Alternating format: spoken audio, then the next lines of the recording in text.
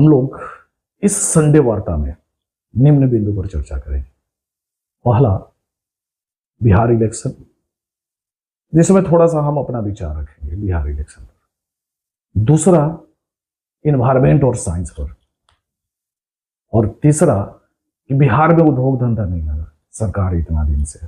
बिहार में इलेक्शन है 6 तारीख और 11 तारीख को।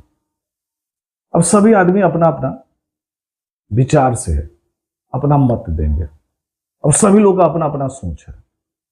आपको जो अच्छा लगेगा आप उनको वोट दीजिएगा, जो अच्छा लगेगा आप उनको वोट दीजिएगा। पहले से ही आप अपना मन बना लिया कि हमको वोट किसको देना है। चाहे नहीं भी बनाया होंगे तो हमको लगता है कि 2-4 दिन में आप अपना मन बना लीजिएगा कि हमको वोट किसको करना है। देखिए, वोट आप किसी को भी कीजिए, लेकिन आपस में आप पार्टी वाला पक्ष विपक्ष में मत उलझिए। मेरा जो मानना है, राजनीति है, आप एंजॉय कीजिए। आपको जो पार्टी अच्छा लगता है आप उसको वोट दीजिए। और मेरा जो मानिएगा, तो हम जिस विचारधारा के हैं हम उसी को वोट देंगे, भले कैंडिडेट जो रहे। हम ऐसा नहीं कि हम जात पर वोट देंगे, नहीं, बिल्कुल नहीं। हम अगर किसी पार्टी को सपोर्ट करते हैं तो हम उसी को वोट देंगे, भले हमारे घर के कोई सदस्य क्यों ना खड़ा हो, हम उसको वोट नहीं दे सकते। अगर मैं जिस पार्टी को समर्थन करता हूं, मैं जिस पार्टी से जुड़ा हुआ हूं, या मुझे जिस पार्टी में मन लगता है कि नहीं यह पार्टी मेरे लिए अच्छा है, यह हमारे विचार से इस पार्टी का विचार मिलता है, तो हम उसको वोट देंगे, भले हमारा कोई भी संबंध नहीं हो। ये हम अपना विचार बताएं। दूसरा बात, कि हमें आपस में मतभेद नहीं करना चाहिए। अरे भाई, हमारा विचार है, हमारा व्यक्तिगत वोट है, हम किसी को वोट दें, हम आपस में क्यों उलझेंगे? हम किसी से तर्क वितर्क क्यों करेंगे? और ये जो तर्क वितर्क करना, इसका मतलब क्या है? आप फ्रस्ट्रेशन में जा सकते हैं। ये फालतू का टेंशन है। इस टेंशन में मेरे समझ से नहीं पड़ना चाहिए। आपको अपना विचार है, आपका अपना मत है, आप अपना मत दीजिए। आपको जो पार्टी अच्छा लगता है उस पार्टी को आप वोट दीजिए। और दूसरा बात, हम लोग चर्चा करते हैं साइंस और इन्वायरमेंट का। देखिए, ये जो इन्वायरमेंट वाला जो मैटर है ना, कि इन्वायरमेंट, ये हमको किसी एंगल से पचवे नहीं करता है। जो हमारा व्यक्तिगत विचार है भाई, ये जो बड़ा देश है ना, इस बड़ा देश का किया धारा है इन्वायरमेंट, पर्यावरण। ये जितना भी एनजीओ वगैरह, जो बाहरी एनजीओ वगैरह, ये सब जो है इन्वायरमेंट के लिए फंडिंग वगैरह करता है, वह एक्चुअली फंडिंग इन्वायरमेंट के लिए नहीं करता, वह हम लोगों को तोड़ने के लिए करता है, ताकि यह देश डेवलप ना करे, आपस में उलझे ही रहे। बड़ा इन्वायरमेंट का चिंता है। तो यूक्रेन रशिया वाला इतना युद्ध हो रहा है, वहां पे इन्वायरमेंट प्रभावित नहीं हो रहा। अभी इजराइल गाजा वाला जो है, बड़ा आपको इन्वायरमेंट का चिंता है, तो उससे इन्वायरमेंट प्रभावित नहीं हो रहा। किसी भी 2 देश को आप लड़ा दे रहे हैं, वहां पे इन्वायरमेंट प्रभावित नहीं हो रहा। और जो देश अगर बढ़िया करना चाह रहा है, बढ़िया कर रहा है, अपने संस्कृति को फॉलो ओवर कर रहा है, तो वहां पे इन्वायरमेंट का आपको चर्चा हो जा रहा है। इसलिए मेरा जो मानना है कि यह इन्वायरमेंट वाला कोई मुद्दा है ही नहीं। यह जो बड़ा देश है, बड़ा देश कहने का मतलब अमेरिका, ये सभी देश को अपने ढंग से कंट्रोल करना चाहता है। तो आपके मन में क्वेश्चन आएगा कि अपने ढंग से यह कंट्रोल क्यों करना चाहता है? स्वाभाविक है, थोड़ा सा अपना से भी ढंग से सोचिएगा। आप ही एक गांव में जो सबसे बढ़िया आदमी रहेंगे, तो क्या वह दूसरे को बढ़ने देना चाहता है? नहीं चाहता। वह यही सोचता है कि आगे अगर दूसरा घोड़ा बढ़ जाएगा ना, तो हमारा पूंछ कम हो जाएगा। वही स्थिति अमेरिका का है। वह किसी देश को बढ़ने देना नहीं चाहता। वह चाहता है कि आगे कोई भी देश वो हमारे कंट्रोल में रहे और हम जैसा कहे वैसा करें। और उसका मेन सोच जो रहता है कि हमें बिजनेस करना है। अगर यह देश अगर बढ़ जाएगा तो हम तो उससे ढंग से बिजनेस नहीं कर पाएंगे।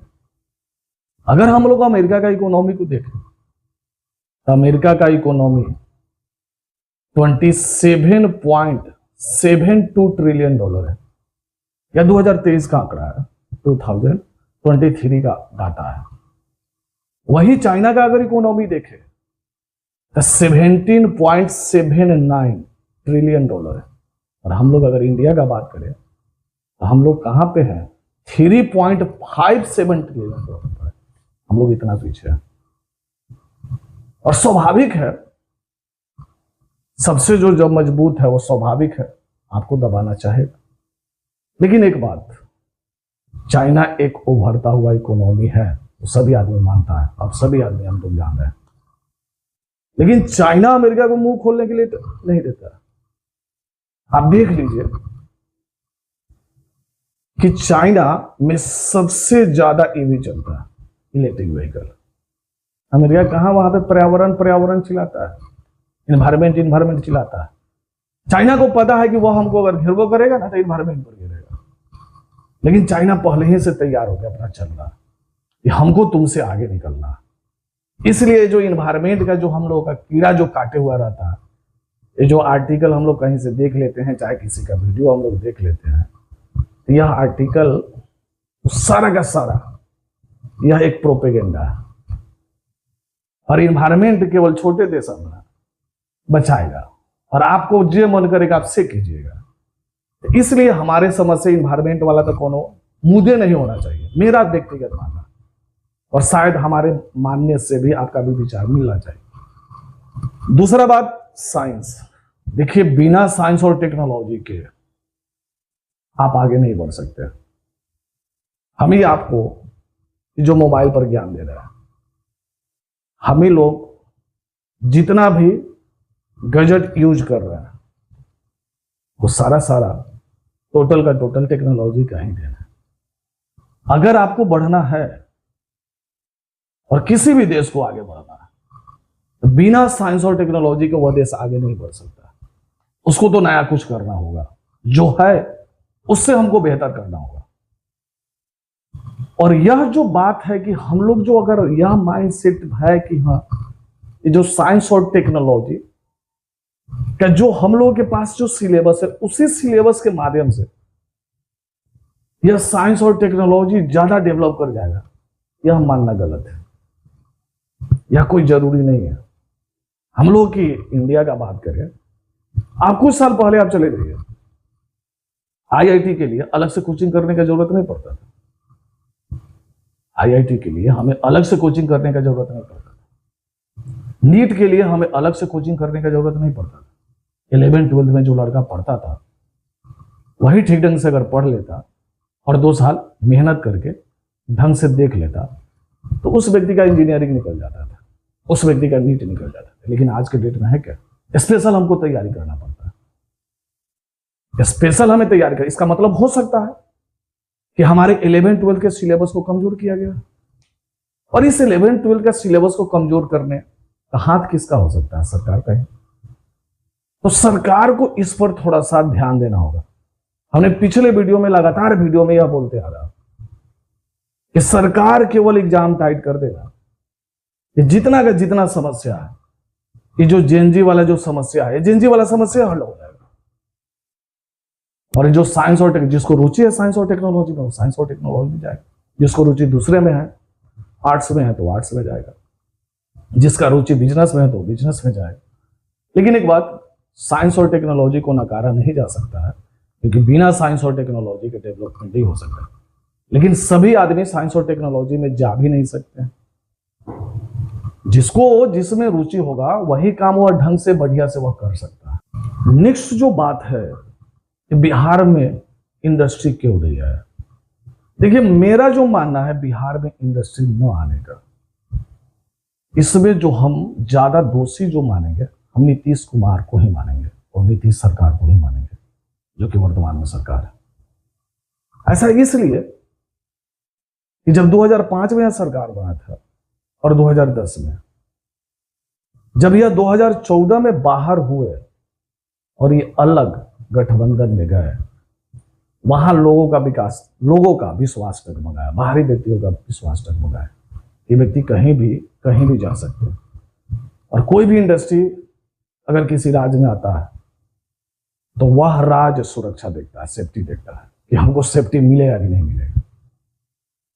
और जिस सेफ्टी के कारण हम लोग के राज्य में इंडस्ट्री वगैरह नहीं आया, ये जो हम लोग, यह जो सरकार जो कहती है कि समुद्र के किनारे नहीं है स्टेट इसीलिए इंडस्ट्री यहाँ पे नहीं, ये सब थोड़ा सा आई सब इधर उधर का चक्कर है। अगर आपके मन में यह भावना रहता, आप सही में बिहार के लिए अगर सोचते, आपको भी हो सकता है कि प्रधानमंत्री बनने का जिज्ञासा जो जगह था कि हम भी प्रधानमंत्री बन सकते हैं, इसलिए ना आपने क्या किया, गठबंधन तोड़ा, जिसके कारण बिजनेसमैन का विश्वास डगमगाया और इंडस्ट्री यहां पे नहीं आया। मेरा मानना है, मेरा व्यक्तिगत मानना है, कोई भी बिजनेसमैन वहां पे बिजनेस करना चाहता है कि मेरा पूंजी सुरक्षित रहे, हम 2 पैसा कमाए। यही इस सरकार से पहले जो था इंडस्ट्री, जितना भी इंडस्ट्री था, जो भी ठीक ढंग से चली हो रहा था, वो भी इंडस्ट्री बंद हो गया। क्या कारण था? वह बिजनेसमैन जो बढ़िया बिजनेसमैन थे बिहार से पलायन कर गए। क्या कारण था? उनको सेफ्टी नहीं मिल पा रहा था, वो अपना पूंजी भी गंवाए, अपना जान भी गंवा रहे थे। तो वैसा तो हमारे समझ से कोई भी इंडस्ट्री, कोई भी बिजनेसमैन जो बिजनेस करने वाला व्यक्ति है, वो तो ऐसा करेगा नहीं कि हाँ भाई हम अपना जानो गंवा दे, हम अपना पूंजी गंवा दे, हम सब कुछ गंवा दे।